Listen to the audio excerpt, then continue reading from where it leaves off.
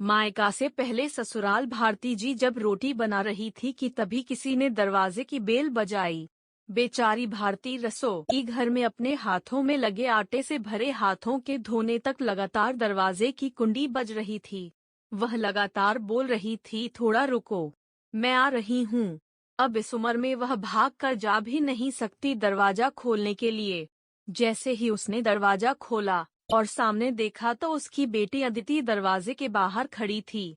तब उसे आश्चर्य हुआ कि कुछ बताया भी नहीं, मैंने भी नहीं बुलाया तो अदिति अचानक कैसे आ गई। अपनी बेटी को देखकर भारती बोली, आने से पहले बताना तो चाहिए था। अकेले ही आई हो क्या? जमाई जी और बच्चे कहाँ हैं? भारती ने एक साथ कई सारे सवाल किए भी अदिति बोली, माँ, क्या कोई अपनी प्यारी इकलौती बेटी का ऐसे स्वागत करता है? मुझे लगा कि तुम मुझे अचानक देखकर बहुत खुश होगी और सबसे पहले मुझे गले लगा लोगी, पर यहाँ तो उल्टा ही हो रहा है। शायद तुम दुनिया की पहली माँ होगी जो बेटी को ससुराल से अपने घर आते देख खुश होने के बजाय चिंता में पड़ गई। क्या मैं अकेली इस घर नहीं आ सकती? क्या हमेशा दामाद और बच्चों के साथ ही आना जरूरी है? बोलकर आदिति घर में प्रवेश कर गई और अपना सामान रखकर बोली, भाभी कहाँ पर है? भाभी जल्दी चाय नाश्ता लेकर आओ, आपकी ननंद आई है। बहू घर पर नहीं है, अपने मायके गई है। माँ ने कहा, अच्छा इसलिए तुम घर संभाल रही हो और खाना बना रही हो? माँ, तुम्हारी बहू के तो बड़े ठाठ है, बहू मौज से घूम रही है और सास घर संभाल रही है। देखो ना, आपने बहू के आने से पहले ही खाना बना कर रखा है, उसे घर आकर कुछ भी काम करने की जरूरत ही नहीं पड़ेगी।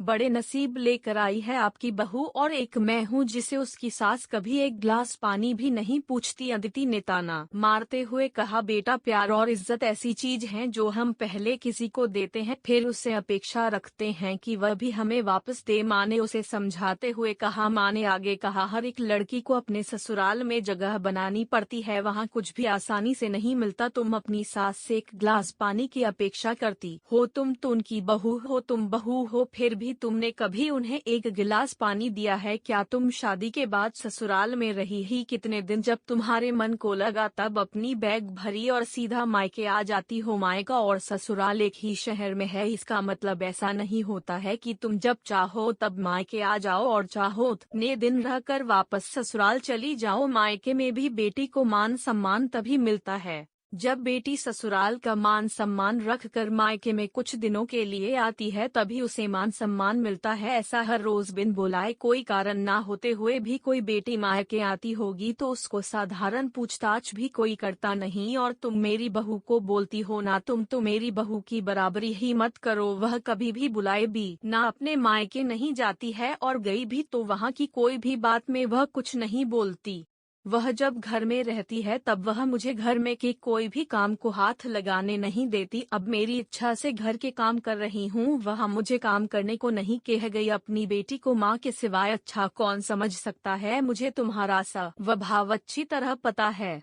तुम्हारे ससुराल में सब लोग अच्छे हैं, तुम ही उनके साथ मिलजुल रहना नहीं चाहती। ससुराल तो ससुराल होता है और मायका तो मायका होता है। मायके में घर का काम अपनी मर्जी से होता है, ससुराल में सबसे पहले सबका दिल जितना पड़ता है सबको अपना बनाना पड़ता है। उसके लिए छोटों से लेकर बड़ों तक सबको प्यार करना पड़ता है, सबकी पसंद नापसंद का ध्यान रखना पड़ता है। बस से प्यार से बोलकर सबको उनके घर के कामों में मदद करनी पड़ती है, तभी सब लोग घर में आई नहीं बहू को स्वीकार करते हैं, उसे अपना मानते। तुम जिम्मेदारी लेने के लिए तैयार ही नहीं हो, इसलिए रोज रोज मायके चली आती हो, यहाँ आकर भी वही करती हो। अभी की बात देख लो, घर में कदम भी नहीं रखा उतने में भाभी को ऑर्डर देना शुरू कर दिया। भाभी मुझे चाय नाश्ता लेकर आओ। वह व्यक्ति घर में है या नहीं, वह कैसी है, उसकी तबीयत कैसी है, वह पूछना भी जरूरी नहीं समझा। घर में आए मेहमान की मेहमान नवाजी होती है, पर उनका बर्ताव बोलना सामने के व्यक्ति को पसंद आया तो मेहमान नवाजी ना मांगते पूरी होती है। पर तुम्हारा ऐसा बर्ताव मुझे ही पसंद नहीं आता तो तुम्हारे ससुराल के लोगों को कैसे पसंद आएगा? तुम बोलती हो ना मेरे बहू का बहुत ठाठ है, तो वो बात सही है, उसने यहाँ हमारा दिल जीत लिया है और हर एक के दिल में खुद की जगह बनाई है। वो रोज रोज तुम्हारे जैसी ससुराल के लोग लोगों के साथ झगड़ा करके मायके नहीं जाती। इस वजह से ससुराल और मायका दोनों जगह उसकी इज्जत होती है। जब तक उसे अपने मायके से बुलावा नहीं आता तब तक वह जाती नहीं। आज माँ ने ही अपनी बेटी को उसके बर्ताव के दोष दिखाए, क्योंकि उसे लगता था कि अपनी बेटी को अभी नहीं समझाया तो वह उसे कभी नहीं समझेगी। तब तक बहू भी घर आ गई। उसने अदिति को देखते ही वह बोली, अरे दीदी आप कब आई, मुझे फोन किया होता तो मैं जल्दी घर आ गई होती ना। इस पर अदिति बोली, नहीं नहीं भाभी, मैं वापस जा रही हूँ, अभी ही मेरी सास का फोन आया था,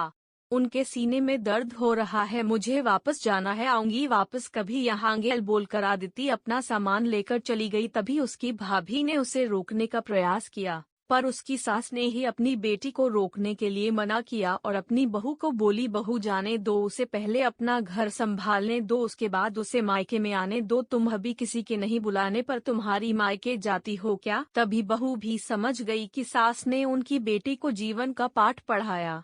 काफी महीने हो गए अदिति का फोन नहीं आया था। वह खुद भी मायके नहीं आई, इसलिए उसकी माँ ने उसे फोन किया। शुरुआत में किसी ने भी फोन उठाया नहीं, फिर थोड़ी देर बाद फोन किया तो फोन उठाया, लेकिन अदिति ने नहीं, उसकी सास ने उठाया। तभी उन्होंने उनकी तबीयत का पूछा, फिर दोनों की बातें शुरू हुई। तभी बीच में ही अदिति की सास ने उसकी माँ को धन्यवाद किया। तब अचानक उनके ऐसे बोलने पर उनको कुछ समझ नहीं आया, इसलिए भारती जी ने वापस पूछा, आप और किसी के बात कर रही हो क्या। अदिति की सास बोली, नहीं, तो फिर आप धन्यवाद किसको बोल रही थी। भारती जी पूछा, आपकी बेटी अदिति बहुत समझदारी से बर्ताव कर रही है, सभी को अपना बनाने की कोशिश कर रही है, सभी की मनपसंद का खाना बनाकर खिलाते हैं, घर में बहुत आनंद का वातावरण बना है, कोई भी झगड़ा नहीं, जैसे स्वर्ग ही बन गया हो मेरा घर, इसलिए मैं आपको धन्यवाद बोल रही हूँ। आपकी बेटी के अच्छे बर्ताव से यह दिन हमें देखने मिला, हम बहुत धन्य हो गए। पहले हमें उसकी तरफ से कोई भी अपेक्षा नहीं थी, पर आपने उसे समझा कर भेजा और उसके स्वभाव में बदलाव आया। आज उसी अदिति को मायके जाना तो दूर की बात है, फोन पर बोलने के लिए भी उसके पास वक्त नहीं है, वह अपने गृहस्थी में व्यस्त हो गई है। दोस्तों, सभी माँगों ने अगर अपनी बेटियों को ऐसा समझाया और उनको समझ आ गया तो किसी भी घर में झगड़ा होगा ही नहीं और कोई भी घर टूटेगा नहीं।